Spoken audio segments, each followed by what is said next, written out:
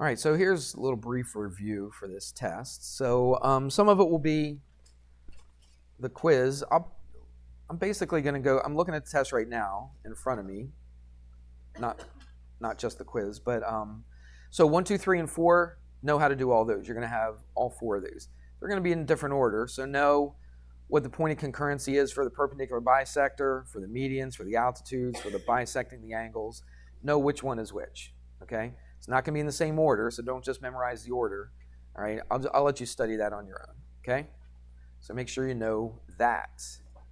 You'll see problem looks very similar to this. It's almost identical, except the numbers are just different numbers. That's it. Okay. You'll see another problem that looks just like this. So far, 1 through 7, and 1 through 8, and 1 through 10. This whole entire quiz is going to be on the test. This whole entire quiz is half the test. All right. So if you know how to do these, you should be able to do half the test. I'm not going to actually do them. Okay. You can look. I think we did these when we did the review for the midterm exam.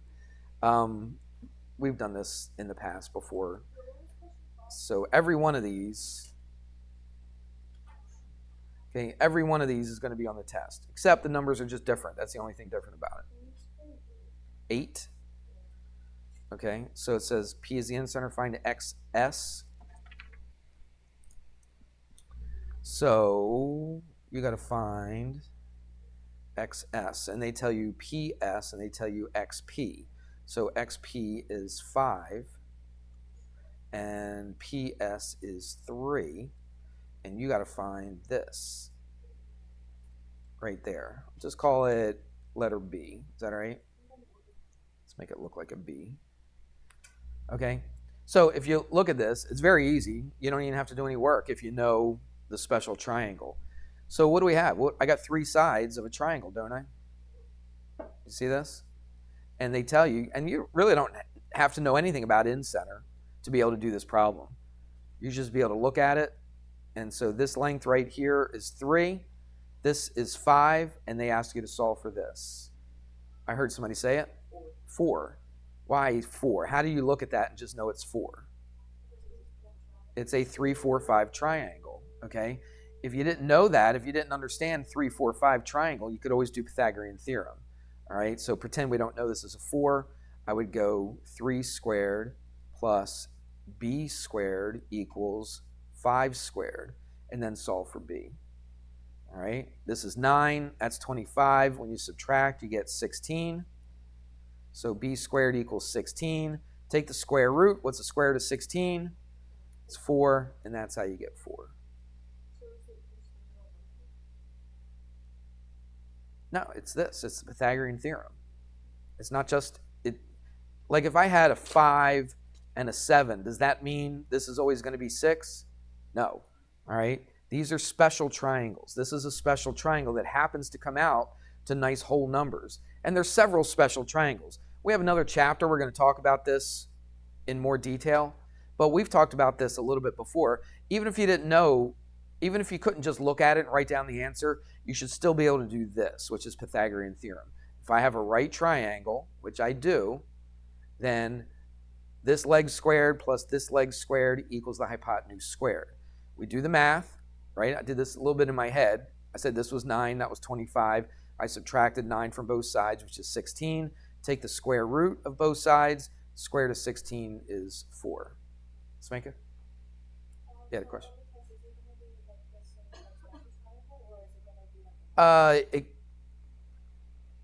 It could be, actually, it's not a 3, 4, 5, but it is a special triangle. So we really, again, we haven't talked about a whole lot of different special triangles. Okay, so what are you going to have to do?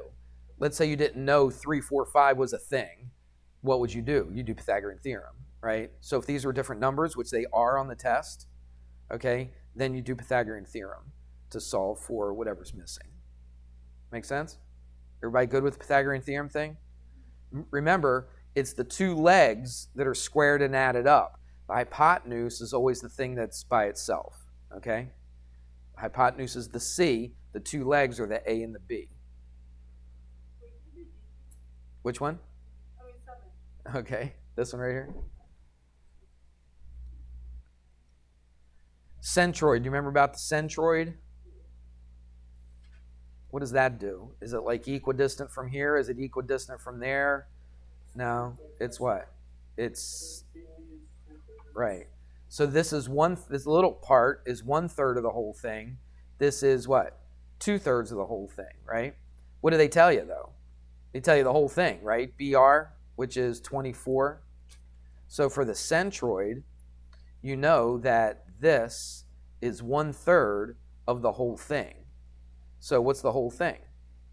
It's 20. No, the whole thing is 24. They tell you the whole thing right there, BR, right? So how do I find now? And you're like, well, Mr. Hamrick, why are you asking for that? Well, once I find this, what can I do to find BD? Just double it, okay? Everybody see that?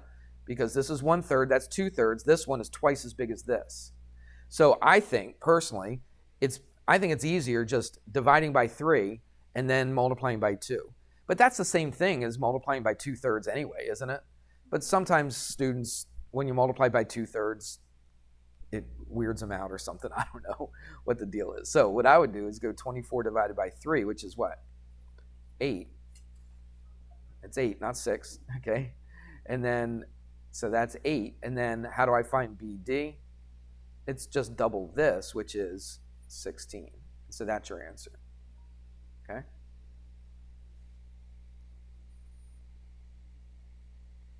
Again, the one in the book, actually, the one on the test, I actually do not give you the whole thing.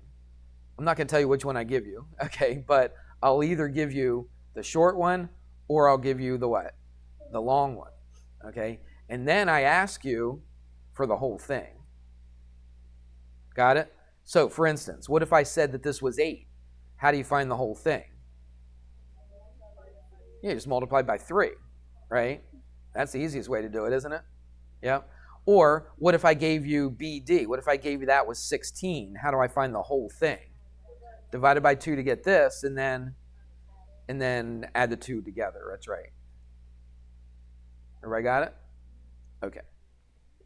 So it's very similar to the quiz, very similar. The pictures look the same, everything. The letters are the same, except the numbers. The numbers are different. We good with that? Okie doke. All right. And these, when we first did these looked like they were kind of complicated, didn't they? But now, once you know what you're doing, you know that it's pretty simple. All right, but I'll let you review those yourself. So that was 1 through 10. So numbers, I'm going to go through number 11 and 12 are basically the same style of problem, but on number 11, I actually draw a triangle and I give you the lengths of the 3 sides of the triangle, okay? And then I'm going to ask you, I'll give you like the sides, all right? So I'll give you, I'm not even going to put any numbers here. I'll give you the sides, A, B, and C. And what you have to do, you got to put in order, call that angle A, angle B, and angle C. You have to put in order from either smallest to largest or largest to smallest, the angles, okay? So it's going to say list the angles in order from, and I could ask you either way, right? From small to large, or I could ask you what? From large to small, okay? How do you do that? What if side C was the biggest side? Then angle C would be what? The biggest angle. What if A was the shortest side? Then angle A would be the what? The smallest angle. Remember that? Number 12 is kind of the same thing, except I kind of list out. I say like in triangle ABC, angle A is equal to whatever, angle B is equal to whatever, and angle C is equal to whatever. And then, what am I going to ask you to do? List the what? I give you the angles. Okay? I'm going to ask you to list the sides in order from smallest to largest, or what? Largest to smallest. Just make sure that you're really careful on reading the problems okay? Because sometimes I'll say largest to smallest, sometimes I'll say smallest to largest. So make sure that you read it carefully so you put it in the right order. All right? 13 and 14 are kind of the same thing, except I might just give you different, actually, 12, I actually gave you sides instead of angles. But 11, 12, 13, and 14 are the same thing. 2 of them have pictures, and 2 of them just have the triangle written like this. And you just have to put stuff in order, again, from either smallest to largest or largest to smallest. Okay? So that should be easy. If you know how to do one of those, all 4 of them should be pretty easy for you. All right? So that's what we got here. All right. 15 and 16 are kind of the same. This is the one that we just finished doing, where I give you 3 sides. Actually, no, I give you 3 sides, and I ask you, can these be, or state if these 3 things could be the measures of the sides of a triangle. So what if I gave you the numbers 2, 3, and 7? Could you make a triangle with sides 2, 3, and 7? Why not? Tell me, Denise. Why could you not? What has to be true about the 2 smaller sides? They have to add up to be bigger than the 3rd side. Does 2 plus 3, is that bigger than 7? Question mark? No, it's not.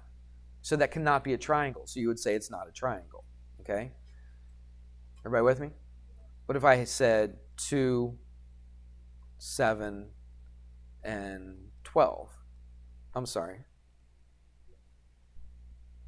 8. What if I had 2, 7, and 8? Could that be a triangle? Yeah, because I take the 2 smaller ones, 2 and 7, I add those together. Is that bigger than 8? Yes, it is. So yes, this could be a triangle. So on numbers 15 and 16, all you're doing is saying yes or no. All right? You got a 50-50 shot at it. Okay? 17 and 18 are the ones we just finished doing on that homework, on that chapter review. 17 and 18. It was the one where I said find the range. Okay? And actually, somebody asked me with that last one, what do we have, like D and E or something? I actually do put that on the test. I didn't realize I did. I don't think I do that for the CP class, but anyway. So I don't know. Give me 2 sides of a triangle. Sides, lengths. Give me 2 lengths. 8 and what? 20? Okay. So if I had 2 sides, one side was 8, the other side was 20, what does the 3rd side have to be between? So x has to be between what and what? 12 and 28. It's as easy as that. Okay? So what do? How'd you get 12? Yep, 20 minus 8. And then how'd you get 28? 20 plus 8. You got it. So that shouldn't be hard, should it? Make sure you write it like this. This means x is between. X is greater than 12, and x is also what? Less than 28. We good? Xavier, you getting all this? You're wide awake at lunch. A little different, huh? All right. And I do give you some letters. What about A, comma, B? What if I give you these 2? What does the 3rd side have to be between? A minus B, what? Absolute value. Why do I put absolute value? Because it can't be negative. It's got to be positive. Okay? So it really doesn't matter what order you subtract, does it? Okay? As long as you take the positive version of it. That's what the absolute value means. It just means take the positive version of it. All right? And then what's the other side going to be? Do I have to put that in absolute value? No, because these are both positive. These are sides of a triangle, so automatically they have to be positive, correct? They're going to be sides of a triangle. So if I add 2 positives, I'm always going to get a positive. I mean, could you put it in absolute value? Yeah, it wouldn't change it. but you don't have to. All right? So that's how you would write something like that. That's going to be number 18. Something very similar to that. Just different letters. The answer is going to look the same, except the letters are going to be different. That's all. This should be an easy test, shouldn't it? And then you're going to have that problem, that one that's in the chapter review that we just talked about. Remember this?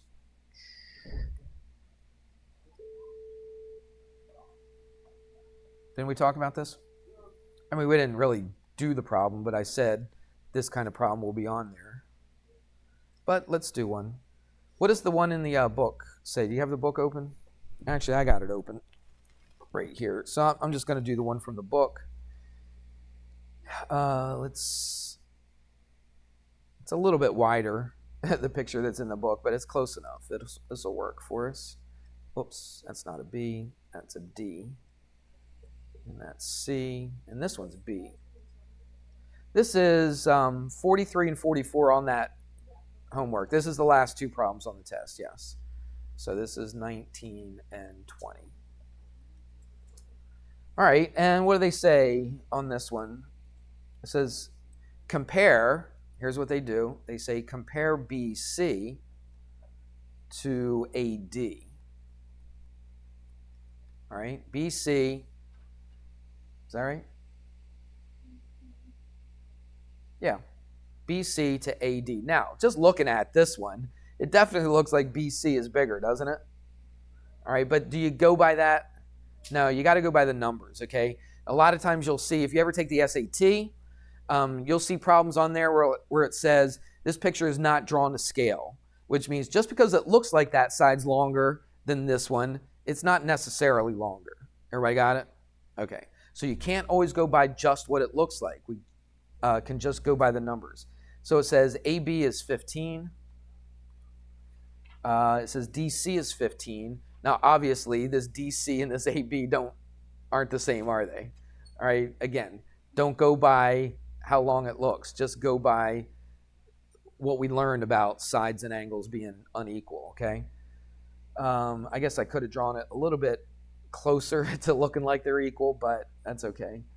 It says angle ABD is 47. ABD, this is 47 degrees right there. And angle BDC is 60. BDC is 60 degrees right here. I'll put two arcs. Okay, and that's all they tell you. And you have to decide what is BC compared to AD. Well, here's what we do. Let's go change colors. I got one side equaling another side. Do you see that? 15 and 15, even though they don't really look the same length. But it says 15, so we got to take their word for it. That's 15 and 15. What about this one? Those are equal. But look at this. This is smaller than this. Or you could look at it the other way. This 60 is in between this. So what is this? This is our what? Side, angle, side, what?